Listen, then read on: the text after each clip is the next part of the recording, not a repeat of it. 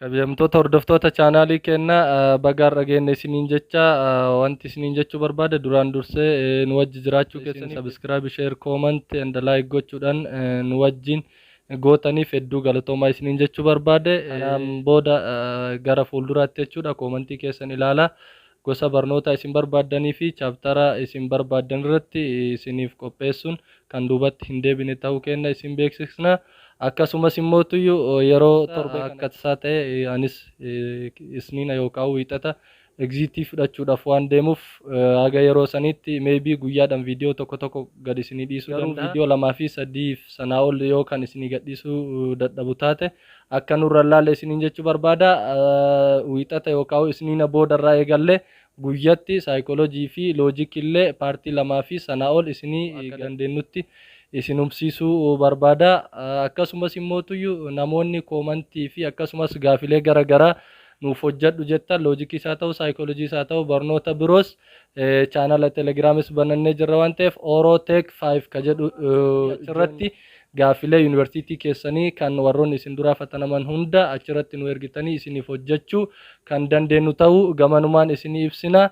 Akkasumas wanti isin beekuu qabdan namoonni yuunivarsiitii garaagaraarraa kan nu hordofaa jirtan chaaptara 7 kan jedhu jira, fakkeenyaaf saayikoolojii chaaptara 5 fi 6 kan jedhu jira.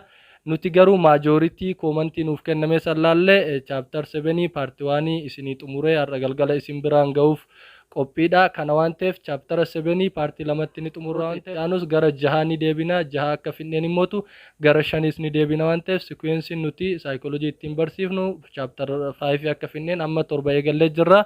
Kanaafuu 7 gara 6 hanga 5tti kan deemnu fi qormaata duratti kan isin qaqqabsiisu. Gamanumaan isin hubsiisuu barbaanna. Loojikiis immootu akkuma chaaptara 5 yookaan waa'ee faalaasii kana xumurreen gaafilee baroota garaagaraa kan yuunivarsiitii garaagaraarraa fi akkasumas immootu jeneraal naawolojii waa'ee faalaasiitiin wal qabatan kan isin hojjennu ta'uu gama kanaan isin beeksisuu. Fiiziksillee gaafilees haa ta'u chaaptaroota feetan san haga guyyaa qormaata sanitti yoo xiqqaate torbee 2 sanaa ol qormaataaf ni qabna waan ta'eef kan isinii xumurru ta'uu gamanumaan isin beeksisuu barbaanna. Kanaafuu loojikiis ta'ee fiiziksiis ta'ee amma eegallee harkaa qabnu kana akkuma itti fufne jirra.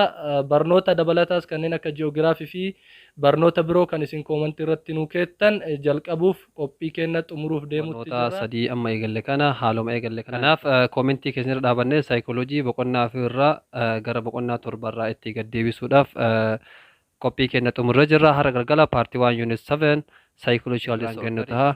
Akkasuma fiiziksiis koomentii keessa irra dhaabannee yuunivarsiitii irratti akkaataan ordarii isaaniitiin chaaptariiwwan ittiin barsiisan garaagarummaa waan qabuuf yoo danda'ame tartiibaan haaluma jiru kanatti fufnaa fi aktiivitii yeroo fatanaa kanaan wal dhaqqabsiifnee kan isiniif hinnu ta'a. Kanaafuu laayik, sabskiraayib, sheer gochuu tuture kennas guyyoota as deeman kana Tuture kennas guyyoota as deeman kana keessa guyyaa wiixataa yookiin guyyaa isniinaa exitii qormaata waan fudhatuuf du'aa godhaa fi rabbi isaa gargaaru hamma danda'ameen guyyaa exiitiitti paartii tokkoon barnoota hundarraa isin biraan gahuuf yaallaa. Exitii booda barnoota hundayyuu gosa dhaqqabsiisuudhaaf qophii kennaa akka xumurataa jiru isin beeksifna. Barnootawwan hafanis isin gallaa kanaaf nagaan tura. Isinis share, like, subscribe and koomentii nuuf barreessu akka hin daganne isiniin jechuu barbaanna. Galatooma nagaan nuuf tura.